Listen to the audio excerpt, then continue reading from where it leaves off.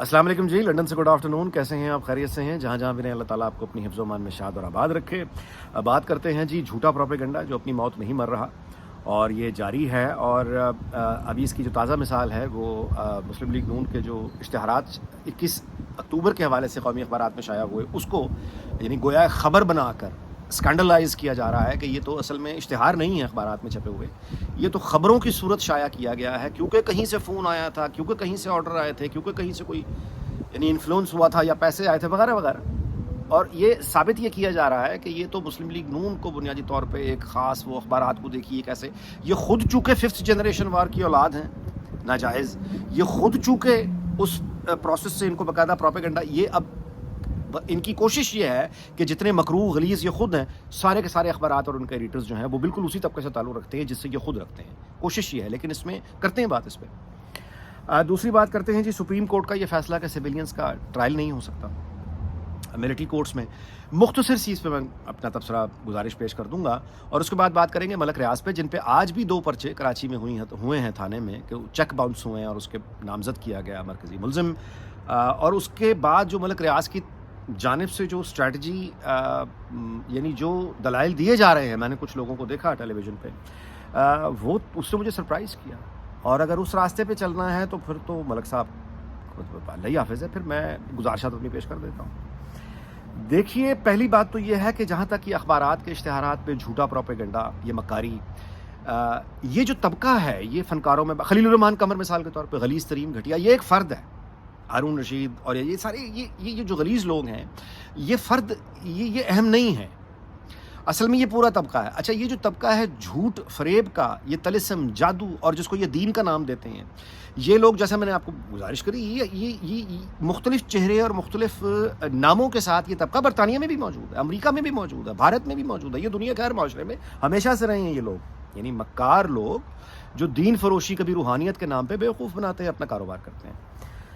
یہ جو مکروہ لوگ ہیں ان کے بارے میں آپ سے گزارش کروں کہ یہ رہیں گے، اور خاص طور پہ پاکستان جیسے معاشرے میں جہاں قانون کی حکمرانی بالکل ہی نہیں ہے، مطلب اس طرح سے تو نہیں ہے، تو یہ لوگ رہیں گے. لیکن ان سے بچنا آپ کو ہے، مشتری ہوشیار باش. اب اس کی دیکھیں نا بنیادی مثال آپ دیکھیے، ان لوگوں میں آپ تلاش کرنا شروع کریں.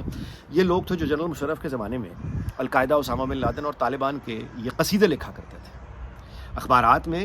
ان کی جو اگر تو یہ دیانتداری سے لکھتے تھے تو پھر ایکسپوز ہی ہو جاتے ہیں کہ ان کا ورلڈ ویو کیا ہے، ان کی ہسٹری کی انڈرسٹینڈنگ، ان کی ڈیپتھ کیا ہے، پھر یہ ایکسپوز ہو جاتے ہیں. اور یا پھر یہ اس وقت بھی جھوٹ بول رہے تھے، یعنی یہ ان لوگوں کو بیچ رہے تھے پاکستان کے معصوم لوگوں کو اسلام کے نام پر. اچھا، اب وہ اگر تو یہ ان کے ایمان کا مسئلہ تھا اس وقت کی جس دہشت گردی کی یہ حمایت کرتے تھے، اور ان کا خواب پورا ہوا ہے افغانستان میں. یہ کوئی ایک فرد نہیں ہے، قطار لگی ہوئی ہے. یہ صرف صحافت میں نہیں ہے، یہ فنکاروں میں بھی ہیں، یہ تاجر کمیونٹی میں بھی ہیں، یہ ہر جگہ آپ کو ملیں گے. تو یہ وہ لوگ ہیں. اچھا، تاجر کمیونٹی وغیرہ کے لوگ تو یہ نا کہ چلو ان کا پروفیشن نہیں ہوتا کہ وہ باقاعدہ طالب علم ہو کے اس پر کام کریں، لیکن جو خود کو ریسرچر کہتا ہے، صحافی کہتا ہے، دانشور کہتا ہے، ان کا تو باقاعدہ کام ہے، تبھی وہ یہ دعویٰ رکھتا ہے.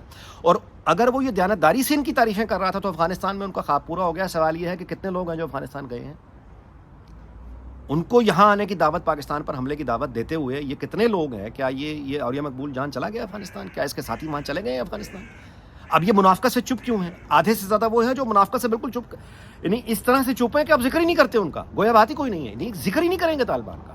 افغانستان میں جو وہ کر رہے ہیں اس کا ذکر ہی نہیں کریں گے بالکل، یعنی اس کا کوئی بھولے ہوئے جیسے ان کا کوئی تعلق ہی نہیں ہے ان کو وہاں اقتدار میں لانے سے. آپ میری بات سمجھ رہے ہیں؟ تو اس طرح کے جو مداری ہیں لوگ ہیں، ان سے تھوڑا سا اگر بازی ان کا دیکھ لیں جو بہت پرانا نہیں ہے، اس کو یاد ہی کر لیں صرف، تو جو ان کی انڈرسٹینڈنگ ہسٹری کی، دنیا کی جو منافقت ان کی تب تھی وہی آج ہے. تو اگر وہ تب غلط تھے اور نہیں شرما رہے تھے جھوٹ بولتے ہوئے، تو آج کیوں شرمائیں گے؟ آج وہ کوئی نیا جھوٹ گھڑیں گے، آج وہ کوئی نیا تعویل لے کر آئیں گے، آج وہ پھر آپ کو دوبارہ سے گھمائیں گے. گھما رہے ہیں یہ اشتہاروں کی، میں نے آپ کو مثال دے دی کہ جھوٹ. اچھا، لیکن اس میں اچھی بات کیا ہے؟ اچھی بات یہ ہے کہ اب یوں کہیے کہ ایک حجاب کے نام پہ خوف کی جو ایک ہر آدمی پر ایک یوں کہیے چادر سی تھی، وہ اب ٹوٹ گئی ہے. اور اب ان کو سوشل میڈیا پہ پوسٹ پر بھی میں کل دیکھ رہا تھا کہ لوگ ان کو ہر طبقے فکر کے مکتبہ فکر کے لوگ ان کو جوتے مار رہے تھے کہ جھوٹ بول رہے ہو تم لوگ، جھوٹ بول رہے ہو. تو ان سے ہوشیار رہنا میرے بھائی ہمارا بھی کام ہے. سارا الزام ان پر دینے سے بجائے خود کو بھی دیکھیں. یہ تھم نیل پہ لکھنے والے جھوٹ فروشی. آگے چلتے ہیں سپریم کورٹ، اور اس کا میں قانون کا طالب علم نہیں ہوں، تاریخ کا اور سیاست کا ہوں. لہٰذا میں اتنا آپ سے کہہ سکتا ہوں کہ کوئی بھی ادارہ یہ پسند نہیں کرے گا فطری طور پر کہ اس کا جو دائرہ ہے اس میں پیرلل ایک اور چیز کھڑی کر دی جائے. یہ کام نواز شریف نے بھی اپنے دوسرے دور حکومت میں جب لوگوں کو انصاف اور عدل، تیز انصاف اور تیز عدل، سستا انصاف دینے کے لیے بہت بڑی کمپین کی تھی، تو اس کا رد عمل میں چیف جسٹس اس وقت کا سجاد علی شاہ پوری حکومت کے خلاف ہو گیا تھا اور فاروق لغاری کے ساتھ مل کر وہ حکومت ہی فارغ کرنے چل پڑا تھا. یعنی یہ ہوتا ہے. اس کا ایک دوسرا جو پہلو آپ کہہ لیجئے وہ یہ بھی ہے کہ آپ ہمارے دائرہ اختیار میں یہ فوجی عدالتوں کی کیا ضرورت ہے، ہمیں حکم کریں، ہم جو بیٹھے ہوئے ہیں، مطلب یہ بھی ہو سکتا ہے. لیکن اس کا جو بنیادی معاملہ ہے وہ یہی ہے کہ پیرلل ایک ملٹری کورٹس کو، یعنی باقی قانون اور آئین یہ وکلا کا کام ہے، یہ وہ قانون کے ماہر ہیں جو بتائیں گے. میں آپ کو ایک بنیادی گزارش کر رہا ہوں کہ عدل کے نظام کو جب بھی ٹھیک کرنا ہوگا، انصاف کے نظام کو جب بھی ٹھیک کرنا ہوگا، آپ سستے عدل کی طرف جب بھی آئیں گے تو سب سے پہلے یہی جج، یہی عدالتیں اس کے راستے میں رکاوٹ بن جائیں گے. یہ نہیں ہونے دیں گے. یہ اس کو اپنی ذاتی انا کا، یہ اس کو ادارے کی انا کا مسئلہ بنا لیں گے. تو اگر ہم نے عدل کو کسی بھی نے ٹھیک کرنے کی کوئی کوشش کرنی ہے، کاوش کرنی ہے، جس پر وہ بھی یہ مانتے ہیں کہ عدل کا، انصاف کا نظام جو ہے وہ مطمئن کا، یعنی بڑی دور کی بات ہے، یعنی اس کی برائیاں تسلیم کرتے ہیں، عمومی طور پہ تسلیم کی جاتی ہیں، تو وہ ان کو ساتھ ملا کر، ان کو ساتھ بٹھا کر ہی یہ کام ہوگا، باہر سے نہیں ہوگا. ہاں، یا پھر یہ طریقہ ہے کہ پھر ٹھیک ہے، پھر ڈنڈا بندوق کو سب کچھ ختم کر دو اور اپنے لوگ بٹھا دو، پھر یہ ہے، وہ ممکن نہیں ہے. تو ان کو ساتھ لے کر ہی ایک بہتری آ سکتی ہے، اور یہ کام عوامی طاقت سے ایک مقبول سیاسی جماعت اور پارلیمنٹ اگر کرے گی تو قوم چونکہ ان کے پیچھے ہوتی ہے، لہٰذا ان کے لیے یہ کام آسان ہوگا. آگے چلتے ہیں. ملک ریاض. دیکھیے، ملک ریاض کے بارے میں پہلی تو میں آپ سے یہ گزارش کروں کہ جس نظام میں ایک کھوکھے والا چھوٹا دکاندار وہ بھی مطلب ہے ایک معاملہ کیے بغیر اپنا کاروبار نہیں چلا سکتا، جس معاشرے کی حقیقت یہ ہے، تو وہاں پہ کہ آدمی جو سیلف میڈ ہے ملک ریاض بن جائے گا، تو آپ کے خیال میں کہ وہ بلا وجہ بن جائے گا؟ ظاہر ہے وہ سب چیزیں ہوں گی. میں اس پر بات نہیں کر رہا. میں یہ بات کر رہا ہوں کہ ملک ریاض کا یہ جو اب سختی آئی ہوئی ہے، نواز شریف سے ملاقات بھی ہوئی ہے، میں نہیں سمجھتا کہ پہلے تو یعنی وہ شریف خاندان سے میں آپ سے گزارش یہ کر دوں کہ ان کے بہت اچھے تعلقات ملک ریاض کے ایک زمانے میں شریف خاندان کے ساتھ تھے، کسی سے ڈھکی چھپی بات نہیں ہے. اور یہ بھی حقیقت ہے کہ ان کی بڑی عزت کی جاتی تھی، خاص طور پہ ان کے چیریٹی کے جو کام ہیں، ملک ریاض کے جو چیریٹی کے کام ہیں، اس کو مطلب شریف فیملی کے بہت سے لوگوں نے اپنے طور پر پتہ کروایا کہ یہ واقعی ہو رہے ہیں یا یہ کوئی، اور اس کے بعد ظاہر ہے کوئی نتائج نکلو اس پر. یہ بڑا مطلب ہے کہ ملک ریاض کے جو چیریٹی والے کام ہیں اس کا یہ بڑی تعریف کیا کرتے تھے. لیکن ظاہر ہے کہ ان کا ایک دکھ یہ ہے کہ عمران خان کے ساتھ، یعنی ملک ریاض اور بشرا بی بی اور اس سارے ٹولے کے ساتھ وہ جس حد تک ملک ریاض چلے گئے. ایک تو ہوتا نا کہ آپ نے سیاست میں، ٹھیک ہے، ایک کاروباری آدمی ہے، ظاہر ہے اسے ہر حکومت کے ساتھ کام کرنا ہے، ہر سیاسی پارٹی کے ساتھ کام کرنا ہے، وہاں تک تو ہر کوئی سمجھتا ہے کہ ظاہر ہے اس نے آدمی زندہ رہنا ہے، وہ شریف فیملی بھی سمجھتی ہے. لیکن جس حد تک عمران خان اور بشرا بی بی کے ساتھ ملک ریاض جس حد تک آگے چلے گئے، وہ البتہ ایک ناگوار بات تھی، وہ ایک ناگوار حیرت کے ساتھ اس کو دیکھا گیا تھا. اب آئیے آگے کہ ملک ریاض کی طرف سے جو لائن آف ڈیفنس اختیار کی جا رہی ہے وہ یہ ہے کہ مثال کے طور پہ ملیر کینٹی سرکاری جو زمین ہے، وہ بحریہ ٹاؤن کو جو ریٹ لگایا گیا وہ 2.70 کروڑ ایکڑ لگایا گیا، جبکہ ڈی ایچ اے کو جو ریٹ ہے وہ ₹1,00,000 یا ₹2,00,000 پر ایکڑ لگایا گیا. اور اس سے جو ایک تاثر ہے، وہ تاثر یہ نکل رہا ہے کہ اب ملک ریاض گویا کھڑے ہو کے بحریہ کے ڈیفنس میں جو اب اکیوز کیا جا رہا ہے وہ ڈی ایچ اے کو، یعنی اس طرح کا کوئی اسٹریٹجی مجھے دکھائی دے رہی ہے کہ اچھا اگر میں یہ ہوں تو پھر ڈی ایچ اے کیا ہے. یعنی یہ اس طرح کی بات ہے. ایک تو یہ کہ یہ انتہائی فضول رد عمل ہے، انتہائی فضول دفاع ہے. یعنی یہ کہنا کہ میں نے تو یہ اگر کام کیا تھا تو فلاں نے بھی تو کیا ہے، یہ تو بالکل ہی ایک کہنا چاہیے بچکانا اور ہارے ہوئے کھلاڑی کی بات ہوتی ہے. یعنی ایک تو یہ ہے. دوسرا، اس ڈیفنس میں یعنی یہ جو دفاع اس میں سب سے بڑی بچکانا بات یہ ہے کہ بحریہ ایک پرائیویٹ مطلب ہے ادارہ ہے. یہ ملک ریاض نے کھڑا کیا ہوا ہے، چیئرمین ملک ریاض ہے. آج بھی 10 سال پہلے بھی وہی تھا، 15-20 سال پہلے بھی وہی تھا، جب تک زندگی ہے وہی ہے. اس کے بعد یہ آگے ان کی اولاد میں چلا جائے گا یا اس کو چلا جائے گا جس کو یہ. ڈی ایچ اے کوئی ذاتی ادارہ نہیں ہے کسی کا. میں یہ نہیں کہہ رہا کہ ڈی ایچ اے اچھا ہے یا برا ہے، میں تو خود ڈی ایچ اے پنڈی کا وکٹم ہوں. اوورسیز پاکستانیوں کے لیے جو ایک بلاگ بنایا تھا، میرے ساتھ فراڈ ہوا تھا. ڈی ایچ اے میں فراڈ، غلط خرابیاں بالکل ہیں، لیکن یہ کہنا کہ ڈی ایچ اے کا مقابلہ آپ اس لیے بحریہ ٹاؤن سے کر رہے ہیں کہ اگر بحریہ نے یہ کیا تو ڈی ایچ اے کو فیور کیوں کیا جا رہا ہے؟ ڈی ایچ اے ایک قومی ادارہ ہے، اسے اس لیے فیور کیا جا رہا ہے۔ اچھا چلے میں آپ کو اس لیے ایک اور، ایئر بلو ایک ایئر لائن ہے، اب اگر وہ یہ کہے کہ پی آئی اے کو یہ جو انجیکشنز دیے جاتے ہیں، طاقت کے ٹیکے فراہم کیے جاتے ہیں، سرکاری خزانے میں سے کیوں کیے جاتے ہیں؟ ایئر بلو کو کیوں نہیں کیا جاتا؟ کسی اور پرائیویٹ ایئر لائن کو وہ سہولیات کیوں نہیں دی جاتی جو پی آئی اے کو دی جاتی ہے؟ بھائی پی آئی اے جب تک سرکاری خزانے کا وہ ایک لائبلٹی ہے وہ ہے، یعنی اس کا کیا مقابلہ آپ کر سکتے ہیں کسی پرائیویٹ ایئر لائن سے؟ پی آئی اے کو پرائیویٹائز کر دینا البتہ یہ ایک راستہ ہے آگے نکلنے کا، بہت اچھا راستہ ہے، میں اس کا حامی ہوں، لیکن آپ یہ نہیں کہہ سکتے کہ وہ بیل آؤٹ جو ہے وہ ان کو کیوں نہیں کیا جا سکتا جیسے پی آئی اے کو کیا جاتا ہے۔ ڈی ایچ اے کا کوئی ذاتی مالک نہیں ہے، وہ اس کی کسی کو اولاد کو نہیں جائے گا۔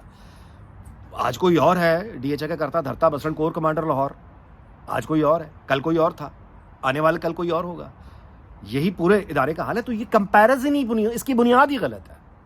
اچھا لیکن یہ جو آرگومنٹ اختیار کر لیا گیا، نتیجہ بہرحال اس کا نکل آئے گا۔ اچھا وہ نتیجہ کیا ہے؟ نتیجہ یہ ہے کہ آپ وہاں پہ سوئیاں چبو رہے ہیں، آپ وہاں پہ بیسیکلی انقلابی بننے کی کوشش کر رہے ہیں جن کا جواب، اچھا اب اس کو یہ ہلہ شیری دینے والے کون ہیں؟ ملک ریاض کے جو پسندیدہ لوگ ہیں جن کو وہ سال سے اپنے سینے سے لگا کے رکھے ہوئے ہیں، یہ وہی لوگ ہیں جنہوں نے عمران خان کو یہ حال کیا ہوا ہے جو عمران خان جہاں پہ بیٹھا ہوا ہے اس وقت۔ اب یہ ان کا فرض ہے، یہ جنہوں نے عمران خان کو یہاں پہنچایا ہے نا، اب یہ لوگوں کا بھی فرض ہے کہ ان کو یاد دلائیں، اور یہ ان تمام لوگوں کا فرض ہے کہ اب وہ بتائیں کہ عمران کو کیسے نکالنا ہے، اب کیسے بنانا ہے لیڈر۔ اس کو پہنچا دیا جیل، بیڑا اس کا غرق کر دیا، 9 مئی کروا دیا، خود سارے کے سارے بغیرت بیٹھے ہوئے ہیں، کوئی ٹی وی پہ بیٹھا ہوا ہے، کوئی اخباروں میں لکھ رہا ہے، تبصرہ نگار بن کے بغیرت سارے کے سارے بیٹھے ہوئے ہیں، کوئی چپ کر کے بیٹھا ہوا ہے، بالکل ہی خاموش ہو کے غائب ہوا ہے، اس کو وہاں پہنچا دیا، 9 مئی کرا دیا خود۔ یہی پوری ٹیم ہے جو ملک ریاض کے پیچھے کھڑی ہے۔ سو جو ریالٹی ہے وہ یہی ہے، پریگمیٹزم جو ہے وہ یہی ہے کہ عمران خان نہ بنے۔ یہ وہی بات کہ سیاست میں آپ ایک حد تک جاتے ہیں، جب آپ لائنز اور بیریئرز کراس کرتے ہیں 9 مئی کو جو پی ٹی آئی نے کیا، تو پھر اس کے بھائی رد عمل آتا ہے۔ اگر ملک ریاض کا یہ اب اس عمر میں آ کے یہ ان کا خواہش ہے کہ انہیں عمران خان کے رستے اور عشق میں عمران خان ہی بننا ہے، تو کون روک سکتا ہے؟ بن جائے۔ سرمایہ دار کو یا کہ کوئی بھی کاروباری آدمی بنیادی طور پر انقلاب کی فطرت سے نہیں اٹھا ہوتا، تو پھر آگے بڑھنے کا راستہ کیا ہے؟ آگے بڑھنے کا راستہ وہی ہے کہ آپ جہاں جہاں پہ آپ نے لائنز کراس کی ہوئی ہیں، اس کو جہاں جہاں پہ آپ نے ہٹ کیا ہوا ہے، اب وہاں اس کو یعنی ریٹریٹ کی کا لفظ بھی استعمال نہیں کرنا چاہیے، بلکہ یہ کہنا چاہیے کہ حقیقت پسندی کا مظاہرہ کرتے ہوئے وہاں پنگے نہ لیں جہاں پہ کل آپ کو دگنی قیمت دینی پڑے۔ یہ کام جذبات سے نہیں ہوتا ہے۔ بہرحال اس دعا کے ساتھ کہ میں اس لیے گزارش، میں دوبارہ سے یہ آپ کو شاید حیرت ہو رہی ہے کہ میں یہ باتیں کیوں کر رہا ہوں ملک ریاض کی اور بحریہ ٹاؤن کی۔ دیکھیے یہ ایک بہت بڑی اسٹیبلشمنٹ ہے، اور یہ گندی سیاست میں آ کے اتنی بڑی اسٹیبلشمنٹ کو ختم کر دینا، نقصان پہنچنا، یہ دکھ کی بات ہے۔ یہ حقیقت ہے کہ کراچی میں جو بحریہ ہے اس نے کراچی کی شکل بدل دی ہے، وہاں کے لوگوں کو بہت کوالٹی کی لیونگ ہے۔ یہ درست ہے کہ ملک ریاض کی چیریٹی کے کام بہت آؤٹ اسٹینڈنگ کام ہے، اور اگر اس اسٹیبلشمنٹ کو بہت بڑا کو نقصان پہنچ جاتا ہے، ناقابل تلافی نقصان پہنچ جاتا ہے، تو سینکڑوں لوگ جن کو مفت دوائی مل رہی ہیں، جن کا مفت علاج ہو رہا ہے، اولڈ پیپل ہوم ہے، کھانا ہے، میں گواہ ہوں اس بات کا، میں نے دیکھا ہے بحریہ میں جتنے لوگوں کو یعنی بحریہ جتنے لوگوں کو مفت کھانا کھلاتا ہے، جن کی مدد کرتا ہے، کیوں ان معصوم لوگوں کا جو ہے وہ ان کا رزق، ان کی مدد جن کی لگی ہوئی ہے، یعنی میں اوپر کی رشوت کی بات نہیں کر رہا، وہ تو خیر دنیا میں ہر جگہ ہوتی ہے، میں نیچے جو یعنی ملک ریاض کا اور باقی سرمایہ داروں کا یہی فرق ہے کہ باقی جو بڑے سرمایہ دار ہیں وہ صرف اوپر، ان کا نیچے کوئی توجہ نہیں۔ ملک ریاض واحد آدمی ہے ان تمام اس طبقے کے لوگوں میں، واحد تو نہیں خیر کہنا چاہیے، but one of the few جو یعنی آپ کہیے کہ بزرگوں کا، معذوروں کا خیال کرنے والا آدمی ہے۔ کیوں ان سب کا بیڑا غرق کرتے ہیں اپنے انقلاب کے چکر میں پڑ کے؟ ویلاگ لمبا ہو گیا، ضرور سے زیادہ معذرت چاہتا ہوں اس کی۔ اگلے ویلاگ میں ملاقات ہوگی، اپنا بہت خیال رکھیے گا۔ اللہ تعالیٰ پاکستان، اس کے تمام ہمسایوں، دنیا بھر کو شاد اور آباد رکھے۔ اللہ حافظ۔